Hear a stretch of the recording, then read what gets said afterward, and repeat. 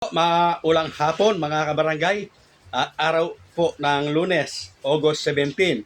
So katatapos lamang po ng plenary session ng Senado at hindi po natapik o natakel ang postponement po ng barangay at SK election, pero ayon po sa kanila ay bukas po. Siyempre po ang aking lubos na pasasalamat sa lahat po ng mga nagpa-follow at nagsusubscribe sa aking channel.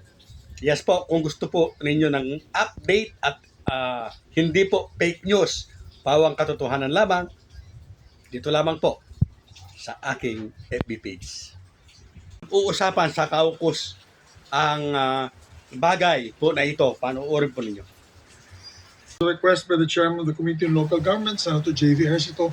Maybe tomorrow during our lunch break, we can discuss particularly that issue on the postponement of the barangay and SK elections. He would like to be guided on, his committee would like to be guided, Mr. President, on the decision of the majority of the members. Yes, we can talk about it in caucus tomorrow during lunchtime. We'll have a lunch break and we'll talk about that so that our chairman of the local government committee will be guided.